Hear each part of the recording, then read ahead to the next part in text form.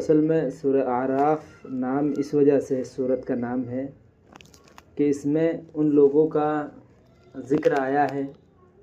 جو کل قیامت کے دن اللہ رب العالمین کی بارگاہ میں آئیں گے تو ان کے اچھائیاں اور برائیاں برابر ہوں گی۔ تو ایک جگہ ہے اعراف، وہاں یہ لوگ روک دیے جائیں گے، یعنی جہنم والے جہنم چلے جائیں گے، جنت والے جنت میں چلے جائیں گے، لیکن یہ ایسے لوگ ہیں جن کے جتنی نیکی اتنی برائی،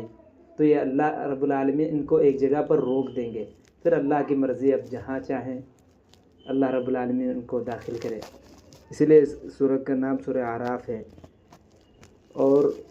3 مضمون اس میں ہے، ایک توحید، ایک رسالت اور آخرت۔ اور اس وقت نازل ہوئی جب اللہ کے رسول صلی اللہ علیہ وسلم توحید کی دعوت دیتے تھے، لوگ مذاق اڑاتے تھے، آپ کو کہتے تھے کہ یہ پاگل ہیں، نعوذ باللہ آپ کو مجنون کہا جاتا تھا یا آپ کو جادوگر کہا جاتا تھا۔ اس لیے اللہ کے رسول صلی اللہ علیہ وسلم کے دل میں تکلیف ہوتی تھی، تو اللہ رب العالمین نے اس میں اپنے نبی کو تسلی دی ہے، فرمایا الف لام میم صاد، یہ حروف مقطعات ہیں، ان کا ترجمہ اللہ ہی کو معلوم ہے، یا ہو سکتا ہے رسول اکرم صلی اللہ علیہ وسلم کو معلوم ہو، لیکن امت کے لیے ضروری نہ سمجھا، اس لیے بتایا نہیں۔ اس لیے ان کے چکر میں نہیں پڑنا چاہیے کہ ان کا الف کا مطلب یہ، لام کا مطلب یہ، میم کا مطلب یہ، ان کا صحیح علم اللہ رب العالمین کو ہے۔ آگے اللہ رب العالمین فرماتے ہیں کتاب انزل الیک فلا یکن فی صدرک حرج منہ لتنذر بہ وذکریٰ للمؤمنین،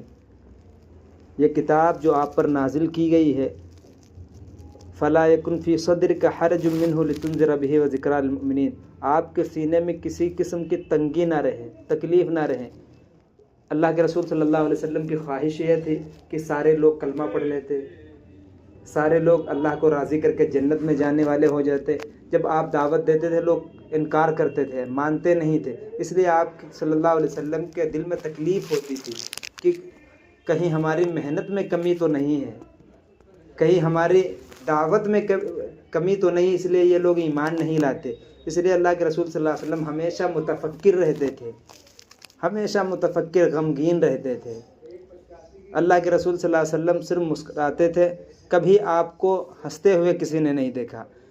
آپ ہمیشہ متفکر رہتے تھے اور یہ سوچتے تھے کہ کہیں ہماری دعوت میں کمی تو نہیں۔ یہی اللہ رب العالمین فرماتے ہیں کہ آپ کے دل میں، آپ کے سینے میں کسی قسم کی تنگی نہ رہے۔ آپ کا کام یہ ہے لتنذر بہ، آپ لوگوں کو ڈراتے رہیے، ہدایت دینا اللہ کے کام ہے، آپ بتاتے رہیے، لتنذر، انہیں ڈراتے رہیے جہنم سے، اللہ کے عذاب سے، قبر سے، کہ اللہ کے پاس جانا ہے، قبر میں جانا ہے، انہیں ڈراتے رہیے۔ وذکریٰ للمؤمنین، اور مومنین کو نصیحت کیجیے۔ جب یہ لتنذر یہ لفظ قرآن مجید میں آتا ہے تو کافروں کے لیے ہوتا ہے، جو ایمان والے نہیں ان کے لیے ہوتا ہے ڈرانے کے ترجمے میں، کہ انہیں ڈرائیے، اس لیے کہ وہ ایمان نہیں لاتے،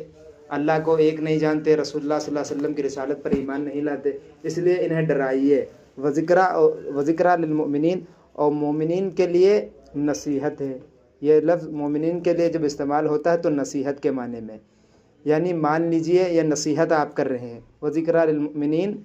مومنوں کے لیے، مومنوں کو نصیحت کیجیے۔ پھر آگے اللہ رب العالمین فرماتے ہیں اتبعوا ما انزل الیکم من ربکم، یہ جو کتاب آپ پر نازل کی گئی ہے آپ کے رب کی طرف سے، اس کا اتباع کیجیے۔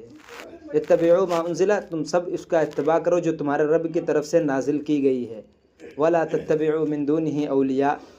اور اس کو چھوڑ کر کسی اور کو اپنا رہبر یا کسی اور کے اتباع نہ کرو۔ پہلے اللہ کے رسول صلی اللہ علیہ وسلم کے زمانے میں بھی، اب بھی لوگ، کوئی نجومی کی بات مانتا ہے، کوئی اپنے سرداروں کی بات مانتا ہے، کوئی اپنے بڑوں کی بات مانتا ہے۔ جب انہیں منع کرو گناہوں سے تو کیا کہتے ہیں، ہمارے باپ دادا یہ کرتے چلے آئے ہیں۔ یہی اللہ کے رسول صلی اللہ علیہ وسلم کے زمانے میں بھی لوگ تھے جو نجومی بتا دیتے تھے، کاہن بتا دیتے تھے کہ یہ کام تمہارے لیے برا ہے تو وہ نہیں کرتے تھے، اور جو بتا دے یہ اچھا ہے تو وہ اچھا سمجھ کر کرتے تھے۔ اسی لیے اللہ فرماتے ولا تتبعوا، اللہ کو چھوڑ کر کسی کی اتباع نہ کرو، من دونہ اولیاء قلیلا ما تذکرون، کیا تم اتنی نصیحت بھی نہیں سمجھتے؟ کیا فرماتے؟ کیا یہ تو کھلی کھلی باتیں ہیں، سب کوئی زیادہ لمبی چوڑی بات نہیں ہے، کوئی بہت بھائی سیدھا ترجمہ سیدھی بات۔ کیا اللہ رب العالمین فرماتے ہیں اللہ کی اطاعت کرو، رسول کی اطاعت کرو، اللہ کا کہنا مانو، نبی کے طریقے پہ چلو، یہ بہت بڑا کوئی کام نہیں ہے۔ قلیلا ما تذکرون، تم اتنی بات بھی نہیں سمجھتے؟ جو نہیں سمجھتے وہ آگے اللہ رب العالمین فرماتے ہیں وَكَمْ مِنْ قَرْيَةٍ أَهْلَكْنَاهَا فَجَاءَهَا بَأْسُنَا بَيَاتًا أَوْ هُمْ قَائِلُونَ، جو لوگ اللہ کے حکموں کے مطابق زندگی نہیں گزارتے، نبی کے طریقے کے مطابق زندگی نہیں گزارتے، قرآن کے مطابق زندگی نہیں گزارتے اور اللہ کو بھول جاتے ہیں، اپنے نبی، اپنے زمانے کے نبی کو بھول جاتے ہیں، اللہ کیا فرماتے ہیں وَكَمْ مِنْ قَرْيَةٍ أَهْلَكْنَاهَا، ان گناہوں کی وجہ سے اللہ کیا فرماتے ہیں وَكَمْ مِنْ قَرْيَةٍ أَهْلَكْنَاهَا، ہم نے بہت سی بستیاں تباہ کر دی، ہم نے بہت سے بستیاں ہلاک کر دی، جب ان کے اندر گناہ آئے، زناکاری آئی، بدکاری آئی، عیاشی آئی، جھوٹ آیا، فریب آیا، دھوکہ آیا، اللہ رب العالمین نے کیا کہا کہ ہم نے بہت سے بستیاں ان گناہوں کی وجہ سے ہلاک کر ڈالی۔ فجاءها بأسنا بياتا أو هم قائلون، اور میرا عذاب اس وقت آیا جب وہ آرام کر رہے تھے یا قیلولہ کر رہے تھے، قیلولہ کر یعنی آرام کر رہے تھے، ایسے وقت میں آئے جیسے بے فکر تھے کہ اب کیا ہے، کچھ نہیں، اچانک اللہ رب العالمین پکڑتے ہیں، اور اچانک موت بھی اچانک آتی ہے۔ اچھا خاص آدمی ہے، جا رہا ہے، کہیں کوئی تکلیف نہیں، کوئی بیماری نہیں، کوئی پریشانی نہیں، اچانک سے آ گئی موت۔ اللہ فرماتے ہیں اچانک اللہ پکڑتے ہیں، پھر منہ کھلا کا کھلا آدمی کا رہ جاتا کہ یہ کیا کیا۔ اسی اللہ فرماتے ہیں میرا عذاب اس وقت آیا جب وہ آرام کر رہے تھے، یعنی ایک دم بے فکر تھے، اپنی زندگی میں مست تھے، کاروبار میں مست تھے، کھیتی باڑی میں مشغول تھے، دکانداری میں مشغول تھے، اپنی زندگی آرام سے جی رہے تھے، اچانک اللہ نے پکڑ لیا۔ فما كان دعواهم اذ جاءهم بأسنا الا ان قالوا انا كنا ظالمين، جب ہمارا عذاب ان کی طرف آیا تو ان کے منہ سے بس یہی نکلا انا كنا ظالمين، یا اللہ ہم ہی ظالم تھے۔ اب کہنے سے کیا فائدہ، ابھی اللہ نے وقت دیا، موقع دے۔ ایسے تو فرعون بھی ایمان لایا تھا، نہیں لایا تھا؟ جب سمندر کے اندر ایک غوطہ کھایا، پڑھنے لگا لا الہ الا الذی آمنت بہ بنو اسرائیل وانا من المسلمین، کہ میں ایمان لایا اللہ کے سوا کوئی معبود نہیں، میں اس اللہ پر ایمان لایا جس کو بنی اسرائیل رب مانتے ہیں، یعنی پورے ترجمے کے ساتھ، تفسیر کے ساتھ، پورے کھول کے بیان کیا کہ ایسا نہ ہو کچھ اور لوگ سمجھے، تو کہا جس رب پر بنی اسرائیل ایمان لائے اس پر ایمان لایا۔